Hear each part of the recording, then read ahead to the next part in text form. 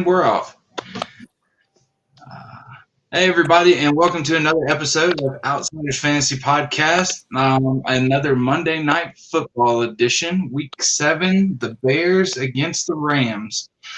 We're going to do a quick breakdown of this game, and then we're also going to address the elephant in the fantasy room, OBJ tearing his ACL.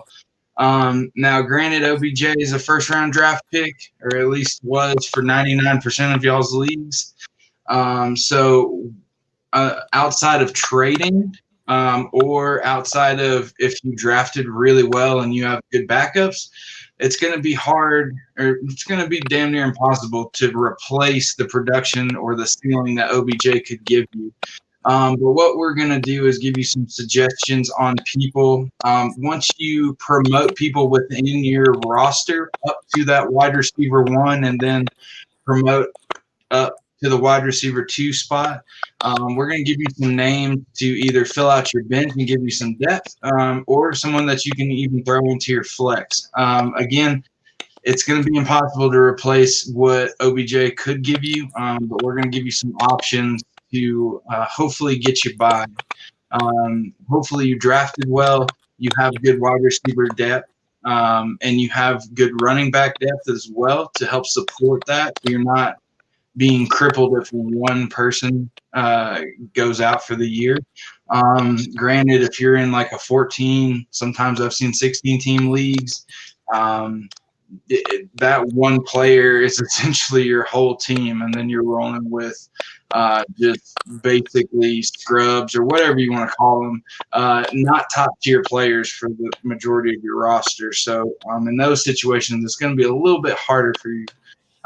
But those in 10, 12-team leagues, if you drafted well all around, specifically in the wide receiver spot, and you have a decent flex, you should be able to promote those guys up, and then we'll give you some names to replace those guys that you've promoted. So first, let's not get ahead of ourselves. First, we're going to break down the game tonight. Now, I know pretty much everything is set in stone. The majority of the players that you have on your team have already played. We're still going to break down the Monday Night Football game just in case you have a couple of different options on the same teams, and you're not sure quite who to start. You might have like, hey, hi. Just in case you have like Malcolm Brown and David Montgomery, or Darrell Henderson and David Montgomery, or Allen Robinson and Cooper Kupp, things like that. We're still going to break down the game for people like that, so they kind of know if they're not going to start people from the Bears and the Rams, they'll be able to hopefully decide which one matches up with them the best. So we'll start off with the Bears. Actually, we'll go with the Rams offense first. We'll start it off that way. So Jared Goff last week, depends on how you look at it. He had a good / bad week last week. It was efficient. We'll call it efficient. That's what we'll say. Last week, he had 198 yards, so he didn't break 200. That's not the first time he's done that this year. He did have 2 touchdowns, though, but 1 interception. His passer rating was a measly 72. That's kind of anemic, but he's still showing life as far as in the offense.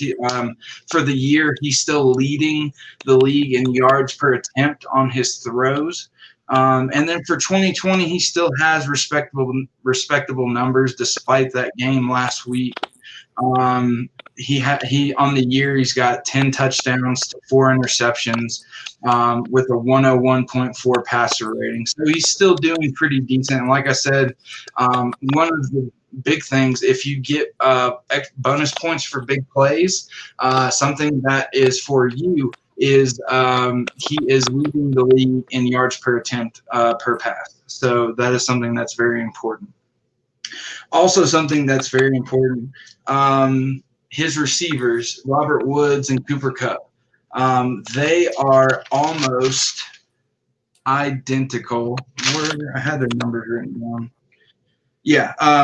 So along with the yards per attempt that Jared Goff has and these numbers that he's been producing over 2020, let's look at what that's translating for his receivers. And people say, oh, Cooper Kupp's fell off. Where'd Cooper Kupp go? But no one mentions Robert Woods. Just so you guys know, Robert Woods and Cooper Kupp have almost identical numbers, whether it be targets, catches, yards, touchdowns. They're almost interchangeable.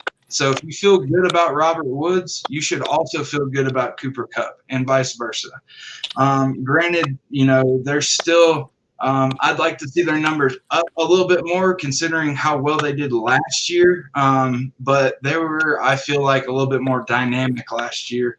And with Todd Gurley on their roster last year, even though he didn't produce much, team still had to take him seriously. But now that he's gone, Brandon Cooks is gone, it's become very much a double tight end, Gerald Everett, Tyler Higbee, and then Cooper Kupp, Robert Woods, and then their three-headed monster backfield led by Darrell Henderson. So Cooper Kupp, so just to get an idea on how close Robert Woods and Cooper Kupp are, just in case you guys want to try to make trades or something like that, somebody's down on either one of these guys, I'll give you the numbers on both so you can feel comfortable about them. So Cooper Kupp is 30. He has 31 receptions on 45 targets for 374 yards and 2 touchdowns. Robert Woods has 27 receptions on 41 targets.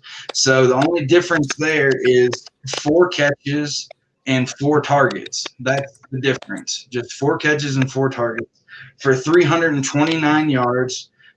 So that's like 40-something yard difference. And Robert Woods actually has 3 touchdowns instead of Cooper Kupp's 2. So they're almost identical twins as far as Jared Goff is concerned. And that's really important. In PPR leagues, that's something that we preach all the time. For wide receivers, it's targets.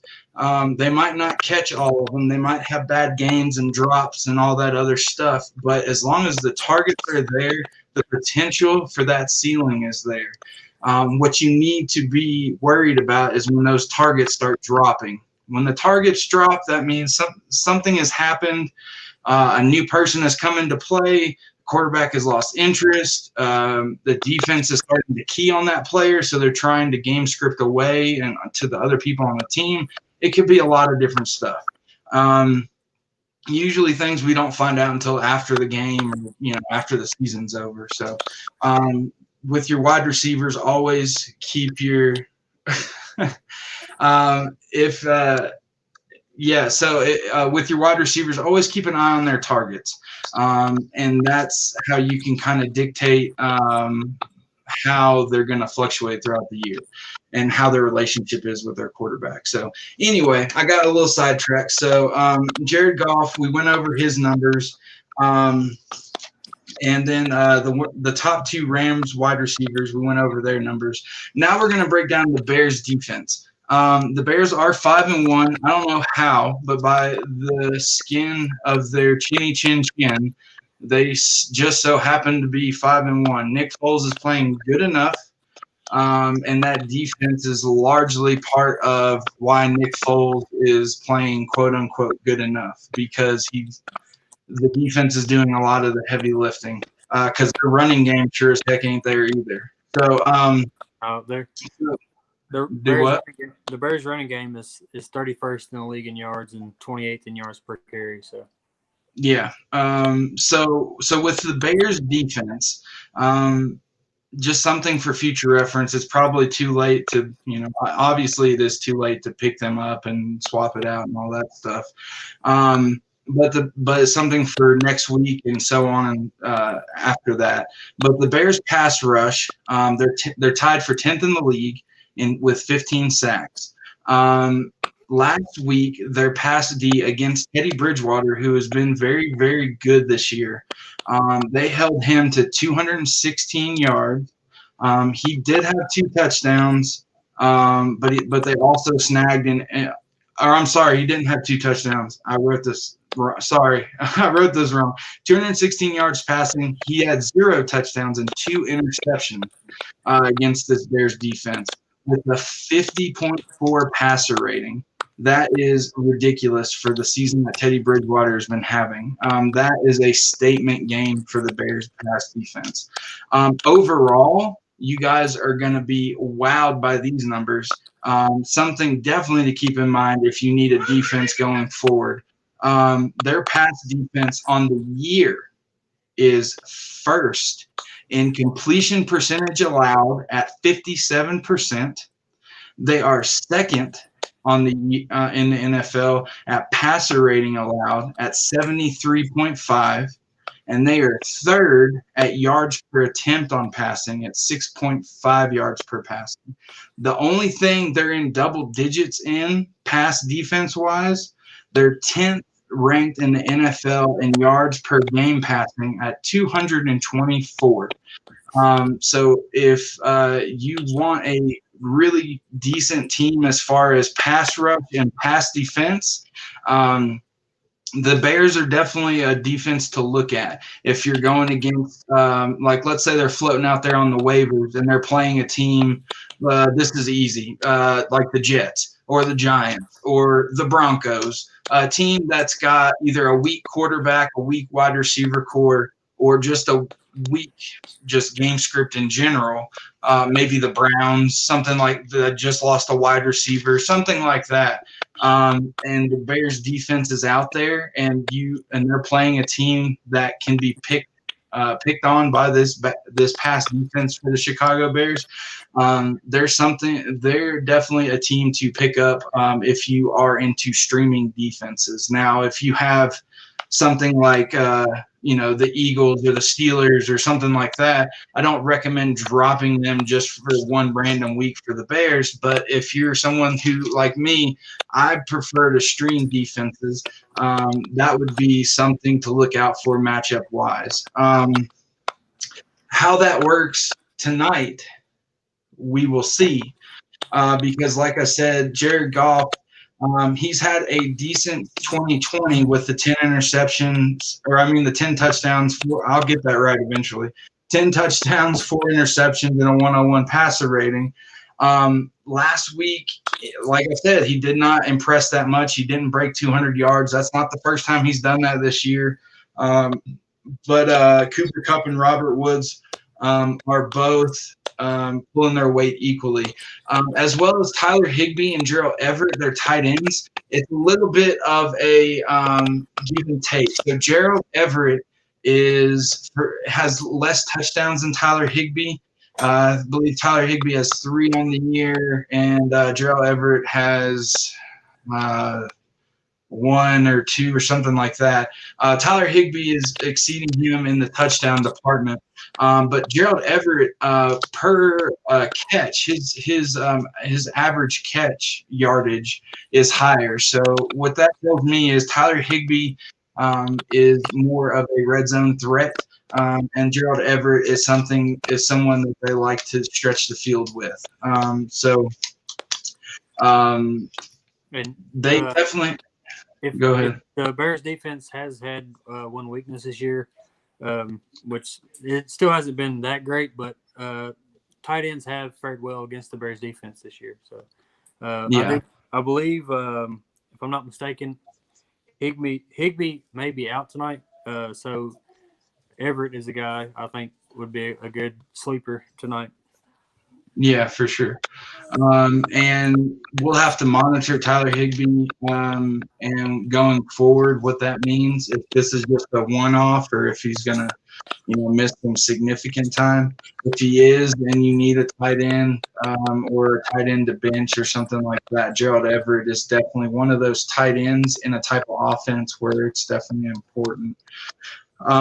So on to the Rams running game. So Daryl, they do, as you know, since Todd Gurley left, they have a three-headed type monster in the running game. But significantly, it's been Darrell Henderson that's been the one. There's Darrell Henderson, Malcolm Brown, and Cam Akers. Cam Akers is definitely third on the totem pole. I thought when they drafted him, he would be a lot higher. I actually drafted him, but that was a mistake. He's definitely third in line. Malcolm Brown is definitely second if you go by their numbers. And then Darrell Henderson has been getting the majority of the totes in significant situations. Even though his numbers don't seem great right now, you have to take into consideration, again, the context. He is splitting carries with two other people, and they are a predominantly passing team. So I'm going to throw these numbers out, but I'm going to tell you the numbers to key on the most. Last week, week 6, he did have a pretty decent game. He had 14 rushes for 88 yards for 6.3 yards per carry. That is good when you're splitting time in the backfield. I would have liked to have seen a touchdown, but I mean, really, that's pretty good for the context of the situation. Would I want him in my starting lineup? Probably not when he's only getting me 8.8 points in standard, or however your league scores. On 2020, he is averaging 58 yards per game, which doesn't seem like a lot, but his yards per carry is 4.8, so almost 5 yards per carry. So that's towards the top as far as running backs are concerned, yards per carry. That is a very good amount. So that means whenever he does get the ball, he makes it count, and he makes something happen. Out of all the running backs that they share in the backfield, he does have the most. He has 3 touchdowns on the year. So if you are going to pick a running back for the Rams offense, I would probably go for Darrell Henderson. I still have hope in Cam Akers. He's got the dynamic. Me being a Florida State fan, seeing him play in college, someone he reminds me of very much is Dalvin Cook. He's a very dynamic, very explosive player that he might seem small, but he's quick enough that he can run to the outside. But where he excels is in between the tackles and finding those holes. He's also great in catching. I just don't know what is wrong with him. But I digress. So that's where Darrell Henderson sits with me. As far as him going up against the Bears' rush defense, Week 6 versus the Panthers. The Bears allowed 29 rush attempts for 112 yards on 3.9 yards per carry and a touchdown. And as we all know, the Bears, they have Mike Davis. Mike Davis has been killing it in Christian McCaffrey's absence. There's just no explanation to that. But the Bears, if they do have a weakness, it is in their running game. So that's something a little bit more susceptible. So, again, on the flip side of that, like I said, if you do stream defenses and you see them going against a susceptible passing offense one week, definitely I would recommend streaming them because their pass defense is so good as well as their pass rush.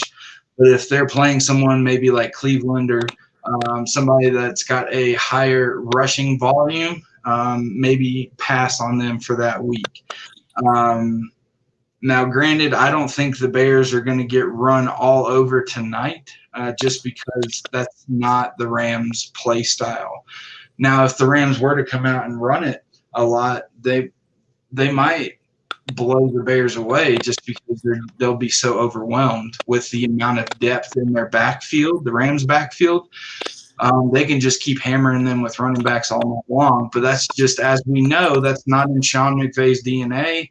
They didn't draft Jared Goff to hand the football off. That's why they let Todd Gurley go, because they feel like they can produce what they need on the ground with who they have in the backfield, because this is Jared Goff's team and the wide receivers team. So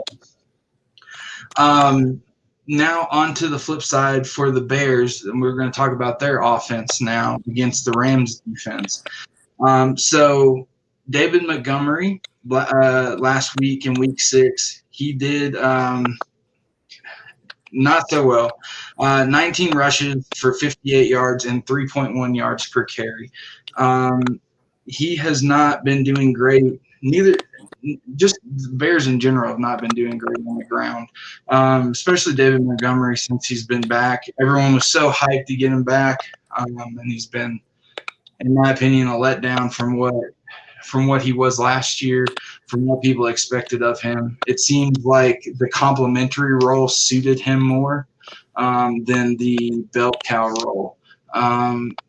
I thought maybe because he's been struggling, they would rely more on Tyree Cohen and all those other people, but no, they seem dedicated to David Montgomery, but he just cannot get it going for whatever reason. The Rams' rush defense, they rank 12th right now in the NFL, allowing 4.4 yards per carry and 109 yards per game. I see that getting better this week, or at least not like elevating them to like top 10 in the defense. Yeah, good night. I don't see this game elevating them into the top 10 of rushing defenses, but what I mean is that I feel like their rush D is going to fare very well against the Bears running game tonight. So with Nick Foles commanding the helm, he's been doing just enough to get things done, like we said earlier when we started this show, just enough to get them to 5-1 or whenever he came in, whatever. Last week, he passed for 178 yards, 1 touchdown, 1 interception, and a 70.2 passer rating. His favorite target still remains Allen Robinson. Also, Jimmy Graham has found a revival. He's in the top 5 of touchdown catching tight ends so far this season. So they seem to have a connection there, as well as him and Allen Robinson. So even though Nick Foles' individual numbers don't look so great, the players that he's throwing to are benefiting greatly from it. Against the Rams pass D, last week, they did get shredded by Jimmy G, the same Jimmy G who got benched, the same Jimmy G who's probably going to get benched again. But for some reason, Jimmy G found the secret code to light up the Rams pass defense. Last week, Jimmy G got 268 yards and 3 touchdowns against the pass defense for the Rams. But overall, in 2020, their pass defense, they've only allowed 209.5 yards per game. That's 4th in the NFL. That's because of Jalen Ramsey and company, their pass rush, all that good stuff. And they're only allowing 87.9 passer rating. Something else to point out about the Rams defense is Aaron Donald. He is well on his way to again lead the league in sacks this year. Right now, he's currently I haven't figured yesterday's games into this, but coming into this week, he was the league leader in sacks with 7.5 behind Myles Garrett, who had 7, I believe. And I think Joey Bosa had about 7 as well. That's just off the top of my head. So he's still right in there neck and neck again, like always, for league leader in sacks. And that's speaking a lot because he is a defensive tackle, which means he gets a lot of good penetration. And three career games against the Rams, he has 3.5 sacks and a forced fumble. So or against the Bears, I'm sorry, he has 3.5 sacks and a forced fumble. So he's fared well against them. Yep, he definitely has. He's got some forced fumbles this year as well too. I think he's already got like 3 this year. So Aaron Donald again is a monster. Somebody that is that great at pass rushing from the defensive tackle spot means he's getting penetration between obviously the guards and the centers. That does not bode well either for the running game of whatever team they're playing, especially with a team like the Bears who are already struggling at running. with his tackles for a loss, with his forced fumbles, with his sack numbers. That tells me he wreaks havoc in the backfield on a regular basis, whether it be run or pass. So I don't like David Montgomery in this game. I don't like the Bears rushing attack at all. I do love the Rams defense against the Bears. But I also do like the Bears pass defense against the Rams. As far as back to the running back shares, for the Rams rushing attack, just so going forward, you guys know, because I know Devontae Freeman, he got injured this week in the first quarter, I believe, with an ankle injury. So there's and again, Nick Chubb's out, CMC's out. I mean, all these people left and right. Zeke has disappeared. So, I mean, like, people are needing running backs really bad. Chase Edmonds for the Cardinals is starting to step up with Kenyon Drake getting injured. Chase Edmonds has definitely stepped up last week. Boston Scott's another good one. He did really well for me this past week. Those are some to look at. But also for the Rams – like we talked about, Darrell Henderson. On the year, he's got 348 yards and 3 touchdowns. Malcolm Brown, his second, has 217 yards, but he has 2 touchdowns. So while their yards aren't so close, their touchdowns are very close together. And then Cam Akers has a measly 113, so I wouldn't consider him at all. But so those are some viable options in deeper leagues and maybe a flex in a super tight situation. But yeah, if you're in need of running backs because of whatever situation you're in, Wayne Gallman is definitely a good backup. If you had Devonta Freeman in general, if you can find Wayne Gallman, I would definitely grab him because he filled in great before they got Devonta Freeman, and then he filled in great after they got Devonta Freeman, and he got hurt this week. Boston Scott's been doing great in Miles Sanders' absence. So those are some viable options for you. As far as we said, Allen Robinson and Jimmy Graham seem to be Nick Foles' go-to targets so far this year since he's taken over. Just to read over their stats like I did with Cooper Kupp and Robert Woods. So Allen Robinson has 40 receptions out of 66 targets. Again, 66 targets, that's pretty significant, especially being in week 7. For 474 yards, so he's already almost halfway to 1,000 yards, and we're not even halfway through the season yet. The only issue is he has 2 touchdowns on the year. So that tells me that they use him to get down the field, but when they're in the red zone, they don't use him, and you'll see why when I tell you Jimmy Graham's numbers. He only has Jimmy Graham has 22 receptions on 36 attempts, or 36 targets, I should say, with 203 yards, but he has 4 touchdowns, which tells me the exact opposite. They don't use him to get down to the field, but when they're in the red zone, Jimmy Graham's a target down there.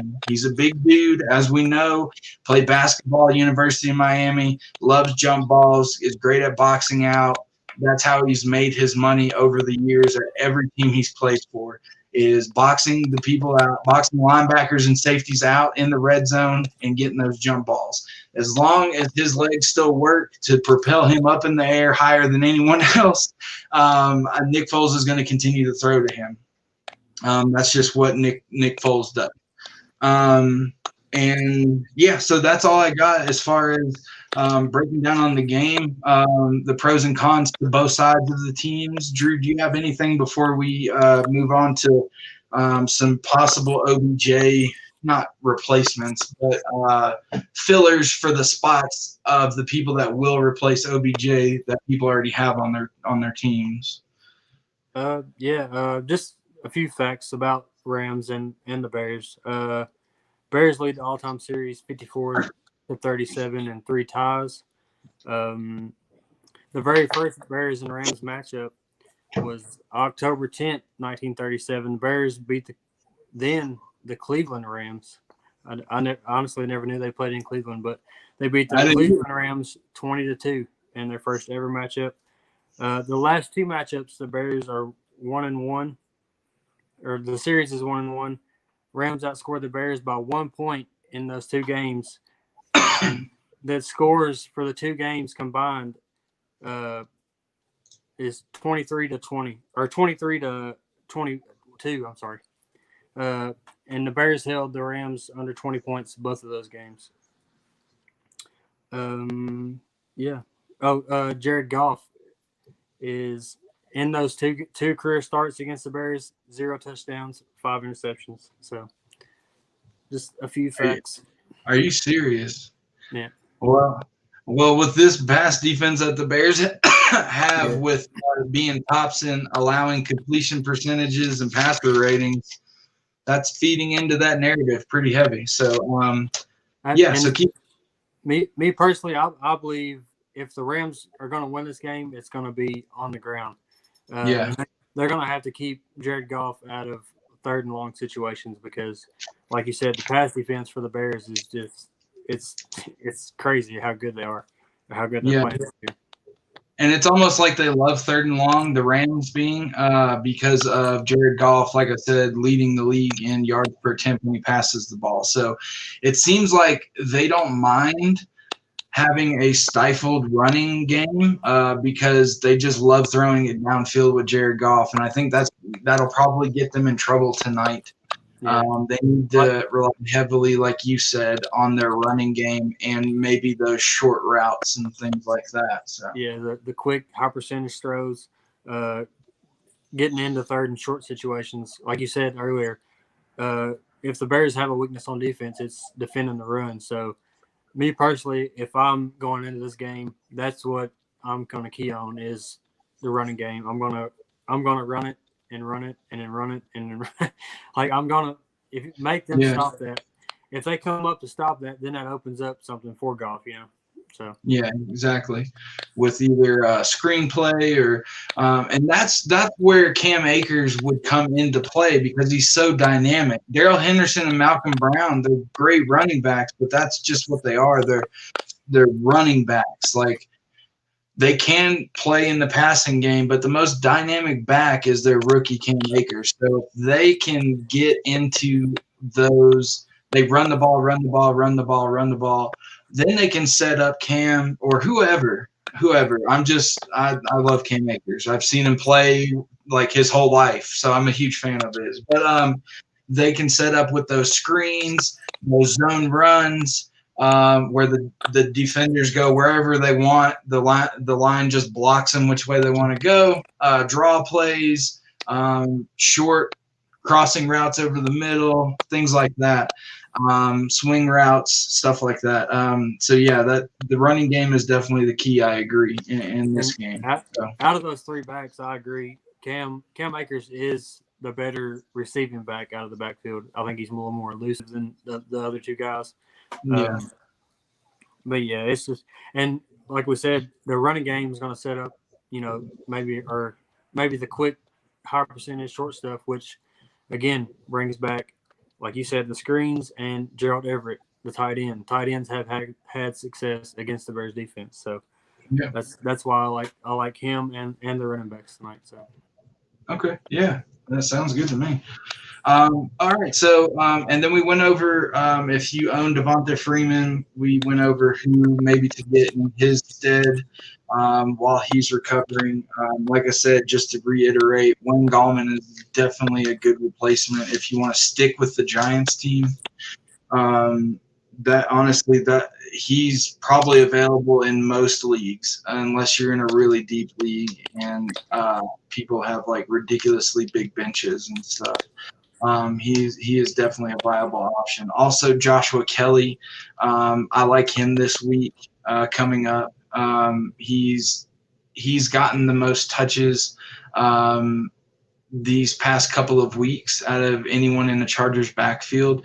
What makes him special is he's also involved in the passing game. And as you know, seeing Justin Herbert's numbers, they love passing. over there in LA with the Chargers. So Joshua Kelly would be another good pickup if someone hasn't grabbed him already. So on to the OBJ predicament. Like I said, these names that I'm going to give you, they are not a replacement for OBJ. It is hard to get a replacement for OBJ, if possible at all. This is where drafting in your later rounds, in your mid to late rounds, this is where it comes into play. So when your first and second rounders go down or you have a bye week, you have people that you can shuffle up from the bench. Your wide receiver 2 becomes your 1. Your bench or your flex receiver becomes your wide receiver 2, so on and so forth. So the names that I'm giving you are the guys that are going to replace that depth that you're moving up to alleviate what OBJ is leaving you in his absence. These are in no particular order. Just a lot of guys that I've been keeping an eye on that have been seeing nice trends, at least in PPR format. So for the Browns, yes, we all know about Jarvis Landry, but somebody to look at who has had some pretty good games this year, Rashard Higgins for the Browns. I believe after OBJ went down, the Browns Baker threw for 5 touchdowns. Rashard Higgins got over 100 yards, just like that. In an offense that is formulated to revolve around the running game, they threw for 5 touchdowns, and Rashard Higgins goes for over 100 yards. So he is definitely a viable pickup. Nelson Aguilar, I know we make fun of him. We definitely made fun of him on our Sunday show for not being able to catch. But the past couple of weeks, he has crossed the 100-yard mark, and he scored a couple of times as well. He is starting to emerge as with alongside Henry Ruggs as they're kind of neck and neck, him and Henry Ruggs for the number 1, number 2 spot. So Nelson Aguilar is another good one if someone if he is available on your waivers. I actually picked him up today. You did. Well, you're cheating because you already. So for the Saints have a lot of. Okay. Dylan's got a question. We'll get to that in a second. So the Saints have a lot of viable options. Right now, at least, with Emmanuel Sanders, he's in COVID protocol. Michael Thomas's hamstring is still bothering him. It's still week to week. Hey, what's up? Frowny face man.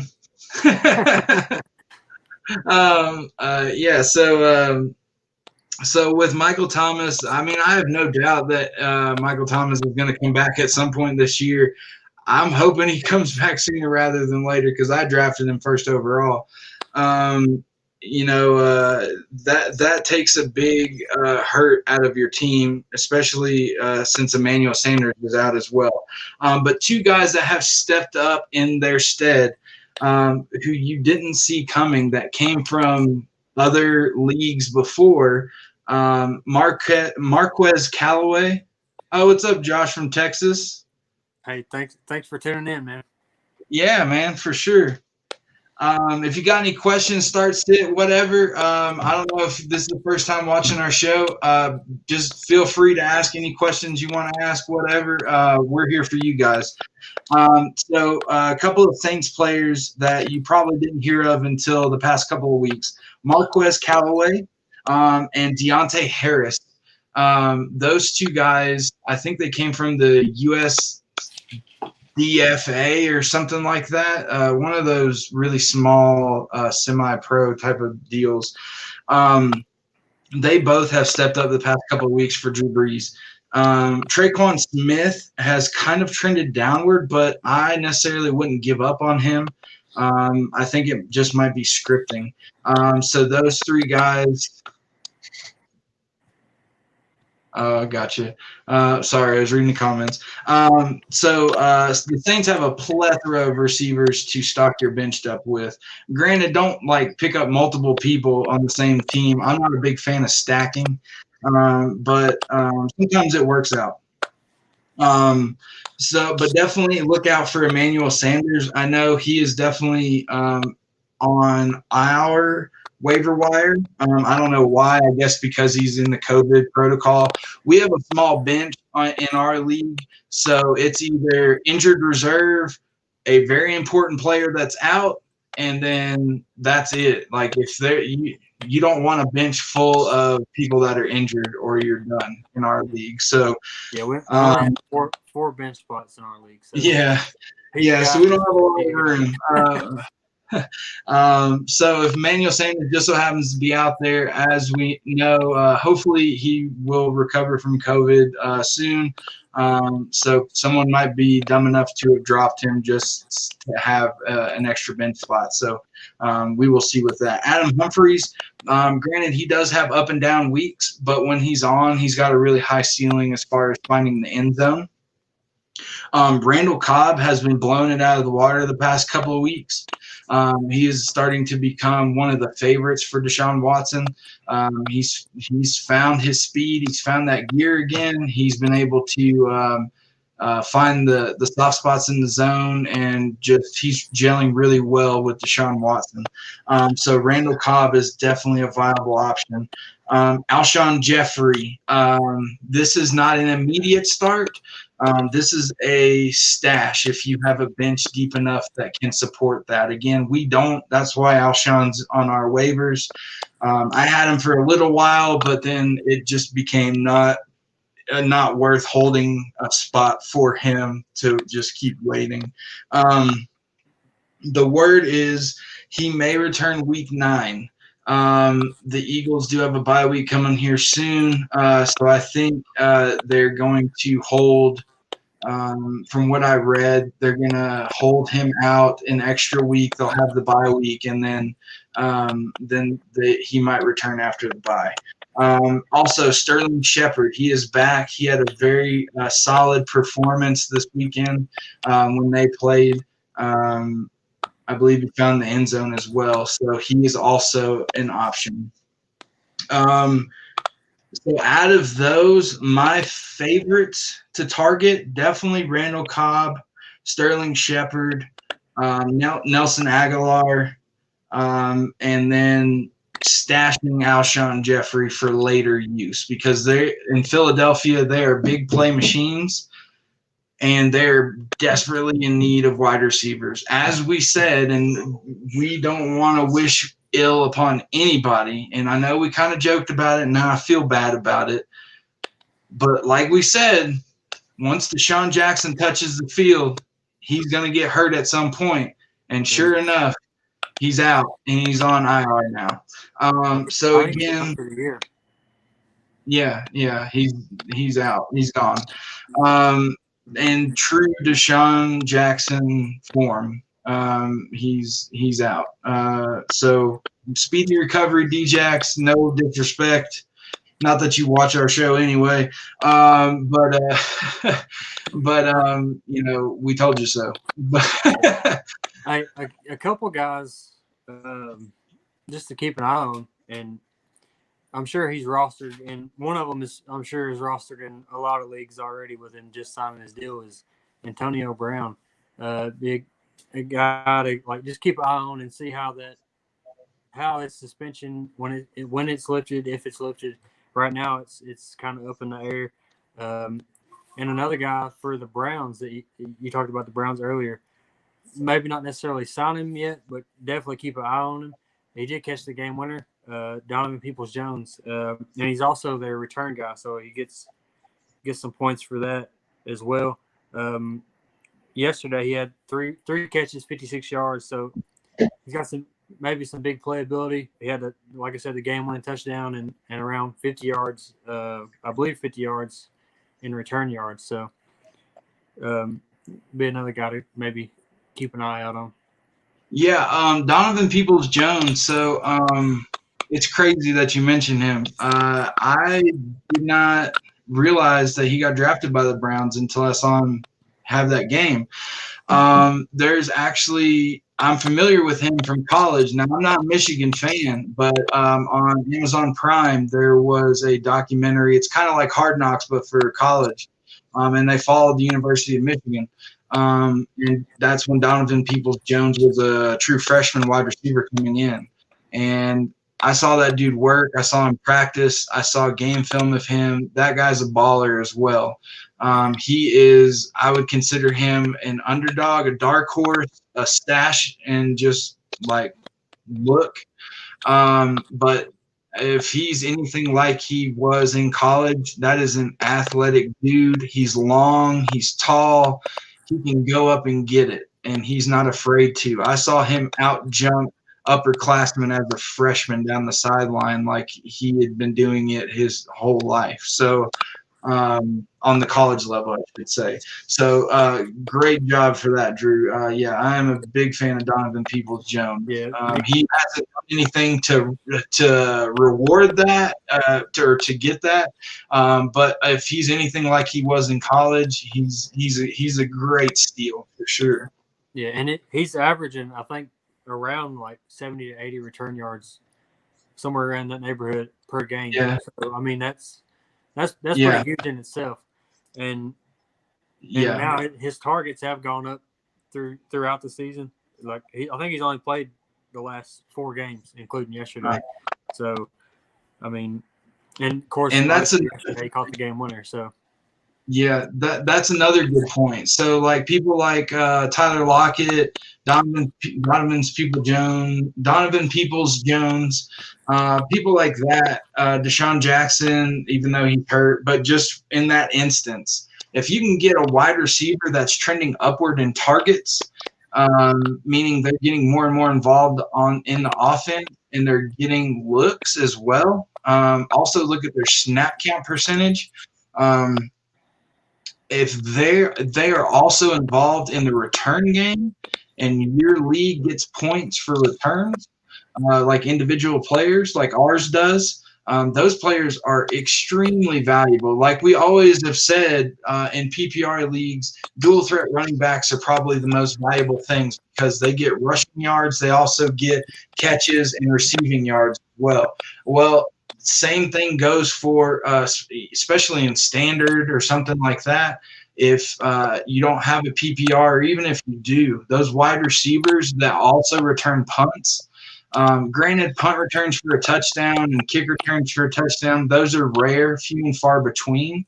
But if you have a receiver and you get 10 points per receiving or return yard or something, or 1 point per 25, and they get 50 yards, returning in one game, that's 2 extra points right there. I mean, I know it doesn't seem like a lot, but when you got a receiver that's a threat to get you maybe 8 points, it's nice to get that up into double digits. So for your flex spot or something like that. It can, and like you said, the 2 points doesn't seem like a lot, but it can help out. The last week in our fantasy league, I won by 0.2 points, and I believe it was CeeDee Lamb actually had, I think it was like 20 or 25 return yards. And if he wouldn't have had those return yards, I wouldn't have won that game. So yeah. it does count. Like, you don't pay attention to it a lot, with it being not a catch or receiving yards, but that's something people need to really start paying attention to, is return yards for sure. Yeah. So especially in standard, because you don't have that PPR, that point, that cushion every time they catch it. So in standard, you need every advantage possible to get as much points as possible. So in your flex, if you don't have a viable, like really good running back option, I would go the route of, like Drew said, like a CeeDee Lamb or somebody like that, that doubles also as a part of the offense in a a reliable way, not just out there every so often, but is actually out there at least, a third of the time or, half the time or something like that. And he is the main return guy. That's a viable flex option, in my opinion, in a standard league. So that's a very good point. Some people in my opinion, to stay away from for right now, as far as trying to find OBJ replacements. I know we were high on Jerry Jeudy earlier in the year. Did Dez Bryant sign with the Ravens? I doubt it. Yeah, I haven't seen any confirmation on that myself. That would be like news everywhere if that was the case. That'd be like Terrell Owens signing with somebody. But do what? I said he still says he can. Man, I seen him. He looks like he can. He can run. He was training for Tyreek Hill and Chad Ochocinco over the summer. Yeah, and he actually, I think he raced Tyreek Hill. He did. And did you see that video I'm talking about on YouTube? Yeah, I saw that race. He raced Tyreek Hill, and I believe he either won or was right there with him step for step. He was winning at first, and Tyreek Hill in the last 10 yards passed him and won. But he was out there. He was flying.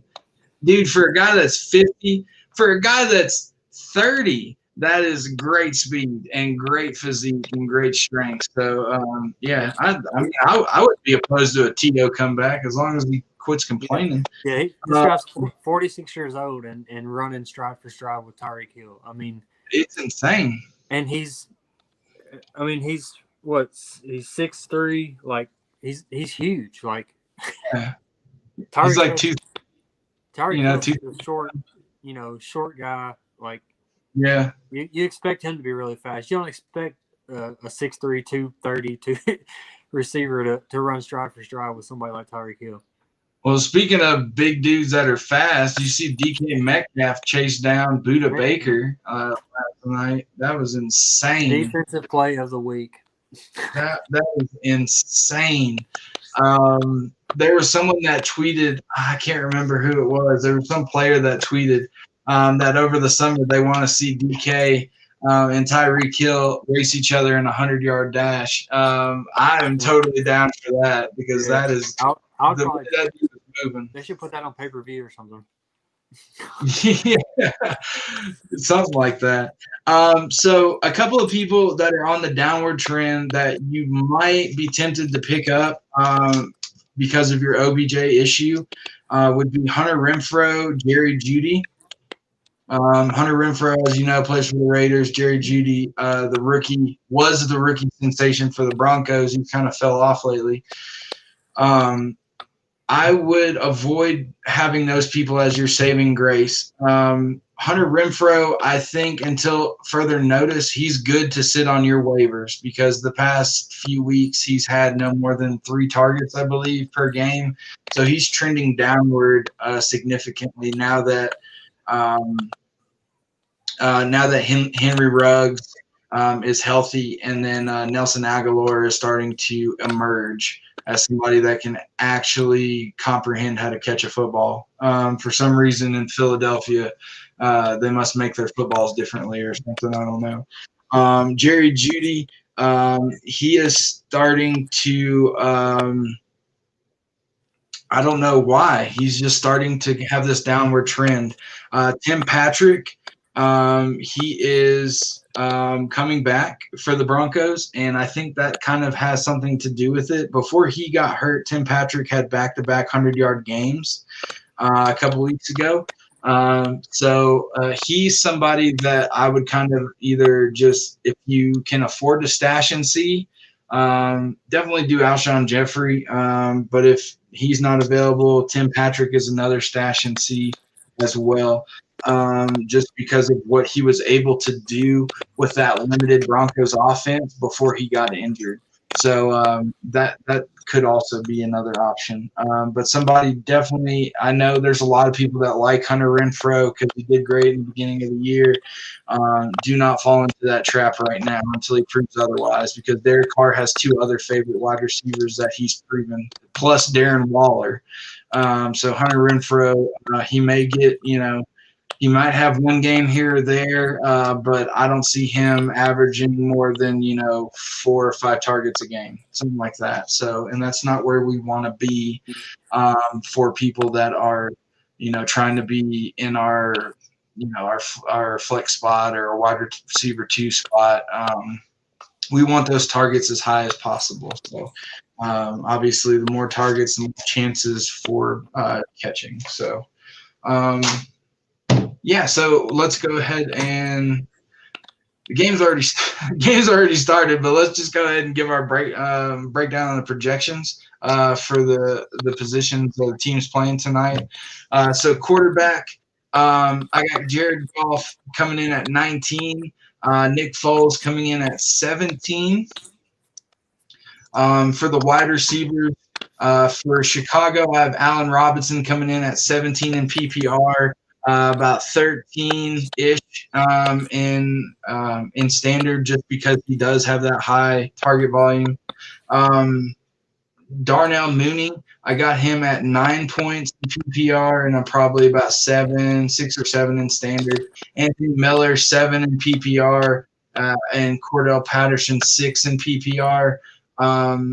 I have them around around 5-ish in standard. Cordero Patterson also lines up in the backfield some too, so he's kind of a sneaky play as far as projecting him, because you never know quite what he's going to do, because he can return at times. Even though he's kind of older now, he's still a viable return man.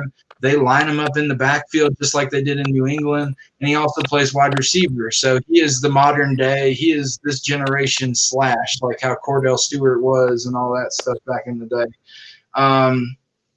So for the Rams, like I said, Cooper Kupp and Robert Woods are always almost head-to-head, and in the points projection, they're about the same as well. Cooper Kupp, I got him at 16 in PPR, have him at 13 in standard. Robert Woods, I got him at 14 in PPR, and have him at 11 in standard, somewhere around in there. And then Josh Reynolds, who is leading up that third receiver spot. He's someone to look out for, but so far he hasn't made enough noise to be on a radar to stash yet, but he's definitely someone to look at. I got him at 7 in PPR, and then about 4 or 5 in standard. So running backs, even though I wasn't high on David Montgomery, he still is involved in the passing game some, so there's always that opportunity of those PPR points. So in PPR, I have him at 16. In standard, I have him more at around around 11 or 12 this week. And then Darrell Henderson for the Rams, got him at 13, and probably say like 12 in standard, just because he's not necessarily the predominant pass catching back out of the backfield. Malcolm Brown, got him at 7 in PPR, probably like 5 or 6 in standard, just because again he's not much of the pass catcher. Cam Akers, I got him at 5 in PPR, and then probably like about 3 in standard. So not anything too glorious. I was just checking the stat line while you're reading the running backs. So far it looks like the Rams are trying to take advantage of the Bears' weakness in the run game. They have just had 4 carries for 27 yards. They're averaging 6.8 yards per carry so far. So there you go. We should be coaches. With Henderson has the most so far with 3 carries, 21 yards. Yeah. So on to the tight ends, Jimmy Graham. I got him at 10 in PPR and then 8 in standard, just because of the touchdown. Tyler Higbee, I got him again at 9 in PPR. Wait, you said Tyler Higbee was out? Yes, I do believe Tyler Higbee is out for this game. Everett so far is the only one that has any catches for tight end wise. Okay, I'm sorry. So yeah, okay. Never mind. I was reading that wrong. So Gerald Everett, I got him at 8 in PPR and then at 5 in standard. We'll say 6 in standard. Just give him a touchdown.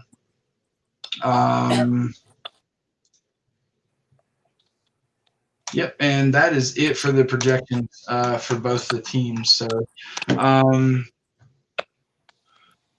yeah, and now the game's going on. So we went a little bit over. Sorry about that.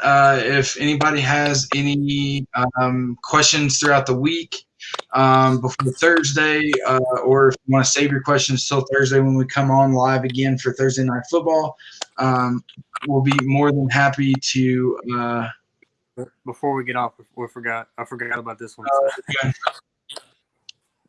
What are the Cowboys doing at QB?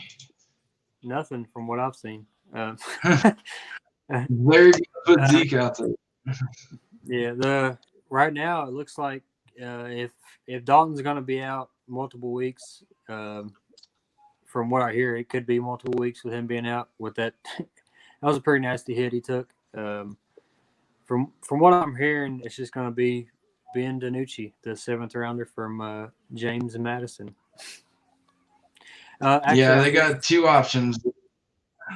They got Clayton Thornton and DiNucci. So I was at work this morning, and the first, of course, everybody knows I'm a Cowboys fan, so they all got to come up to me on Mondays after we get blew out and talk trash. So, but they come up to me and said they read a report that that the Cowboys are interested in Fitzmagic. I was just going to say. Me personally, I mean, yes, I would love to see it, but not with the line that we have. Please don't ruin this man's career. What career he has left? Just don't do it. It's this. Miami already ruined it. Yeah, he's had enough go on this year. He doesn't need to get smacked around the rest of the year. I mean, if you see the teams that he's played for, though, he's not a stranger to bad lines. Like, he's played for the Bengals. He's played for the Titans during some of their bad inside linemen seasons that they had. He's played for, everybody. The Bills when they were struggling. He's a traveler. So, honestly, I hope that they draft Ryan Fitzpatrick. I really do. Hold on. One more thing I forgot to mention. Get Eli Manning. Yeah, all right.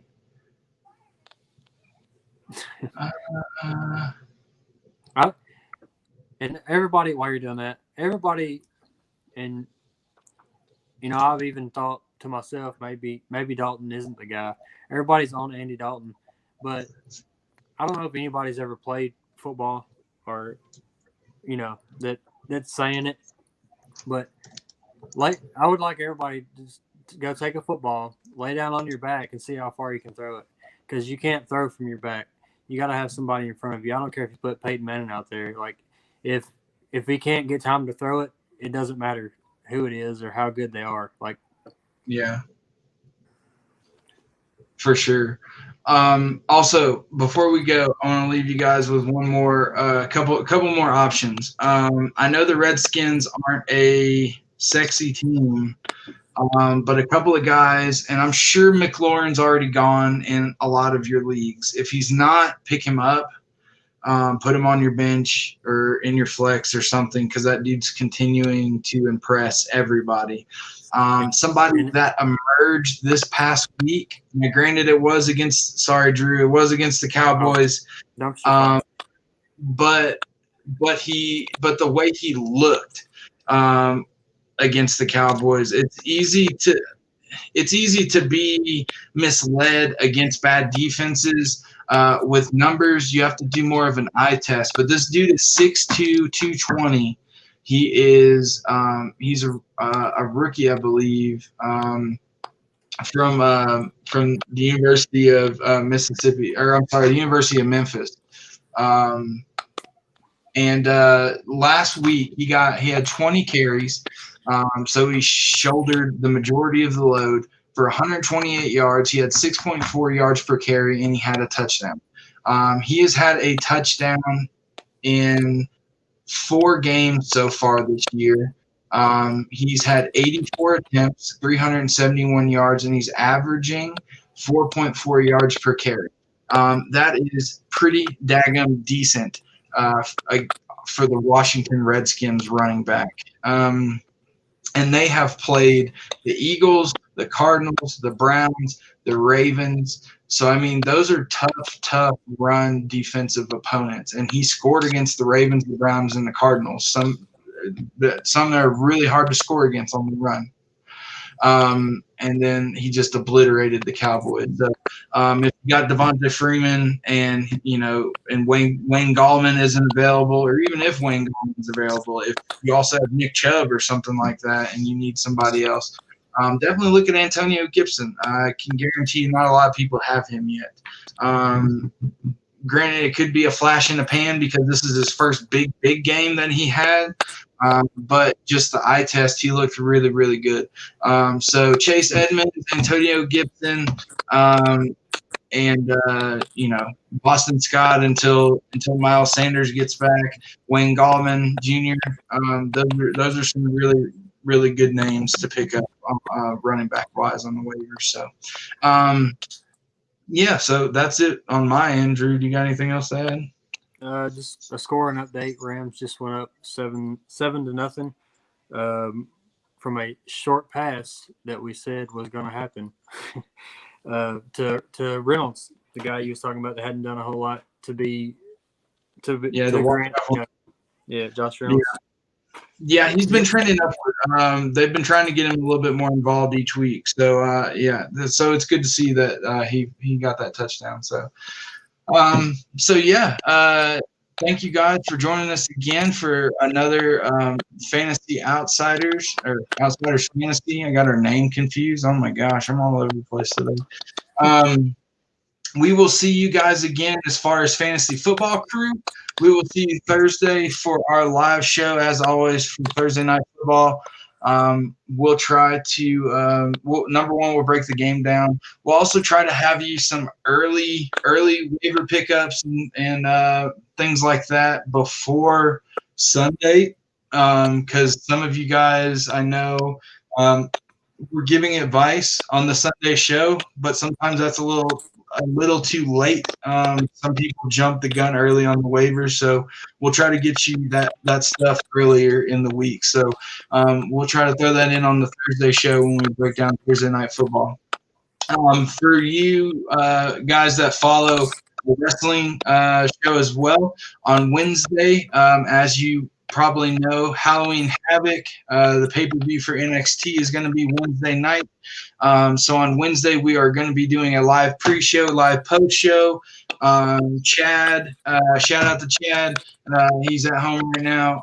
Got a hurt back, but thankfully that means for us, he's going to be joining us for the pre-show. So we're going to have the whole crew for the wrestling show for Halloween Havoc. Super excited about that.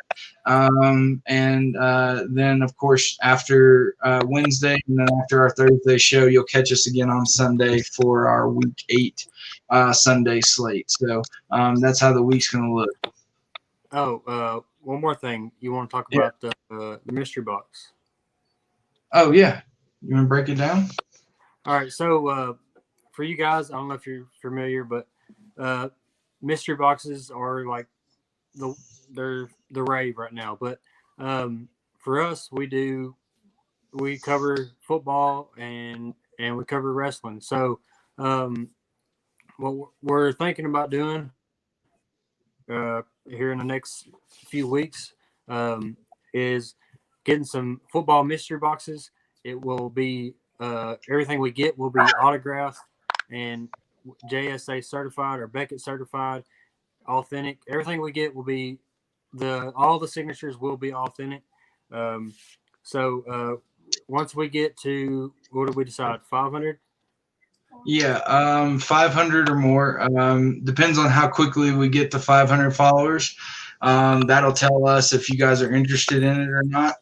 And as Drew said, they are authenticated and certified. It will come with its own documentation showing that the autograph is legit. It's not us trying to forge stuff. So yeah, so you want to break down kind of how it's going to work once we get to that number, if we feel like everyone's interested in doing something like that? Yeah, I can go ahead and do that. So for like football, for example, of course, there's 32 teams in the league, as everyone knows. So say we have either an autographed mini helmet or an autographed football. Each person will buy in a slot for your chance to win. And once you buy in the slot, you pick a team. You have to pick a team from what teams are left. Like the slots are first come, first serve. Like I said, there's only 32 slots. So if you want a certain team, you need to get in as early as possible. And once you buy your slot, once the slots are filled up is when we will do our break, and we'll do it on our live show either Monday or Thursday, maybe both, depending on how the interest goes. And once we fill the slots up, like I said, we will do the break live on our show. Once we open that box up, just say, for example, John is a Titans fan. So if he bought in, he picked Titans, and that helmet that we pull out, if it's a Titans mini helmet or if it's a autographed football by any player on the Titans, he would win that ball. Like whatever team you pick, if that's the team that comes out of the mystery box when we open the mystery box, whoever picked that team that's in the mystery box is the winner of that item, the football, the mini helmet. I think we're going to do jerseys as well. Yep. Even as far as wrestling goes, they have mystery boxes for wrestling. So any merchandise we do with that, that one, with it not being teams, we would just have to maybe we just make a number. Yeah, set a number of slots, and once the slots are gone, yeah. So, yeah, it's kind of hard to pick a team in wrestling. So we'd probably have to do numbers that way and just do a number drawing. Yeah, we can do a randomizer. Like yeah. We can put the randomizer on screen, and once that number pops up, whoever's in that slot, that would be the one that wins the wrestling merchandise, and that merchandise will also be JSA certified. So anything that we put on here, it will be certified authentic. We don't want to. We're not here to steal anybody's money. We're not here to, lie or cheat anybody out of anything. We just, like I said, we thought it'd be a fun thing to do. Everybody loves mystery boxes, and it's just and this win for everybody. And as you guys know, if you go on any website or whatever to get authentic signed memorabilia, like I know I've seen belts or Ric Flair's boots, for instance, are around $100. Things like that, jerseys in particular, those things, even without an autograph, jerseys, authentic jerseys and things like that, or even screen print, range anywhere from $100 to $300. Whereas the way we do it, when we have these 32 slots open for you guys to sign up with, the buy-in is depending on what the item is. If it's a football, a mini helmet, a large helmet, a jersey of whatever kind, they're all going to be signed, all going to be authenticated, certified. But depending on what item it is, that depends on the buy-in slot. And it ranges, what would we say, anywhere from $10 to $25. So Um, even mini football helmets, if they're autographed, it's going to be way more than $25, and that's the smallest item that we do. So you got a chance to really win some really cool stuff on the cheap, on the very, very cheap. And like I said, you can go and check out those prices on all these other websites that have these memorabilias on there, and the price for some of these things are just astronomical. So it's just something we thought would be fun for you guys, to give you a chance to get some really cool stuff and pay pennies on the dollar for it, and just a way for us to give back to you guys and say thank you for getting us to 500. We're not quite there yet, so once we get there, the speed that we get there, and the acknowledgments in the comment sections and things like that, just let us know what you guys think about that, and that'll tell us how to proceed further. We definitely want to add more things to the show to get you guys involved more, and to celebrate you guys as a thank you, because we wouldn't be here without y'all. So yeah, I appreciate you guys tuning in. Is there anything else you got, Drew, that I'm leaving out? I believe that's it for tonight.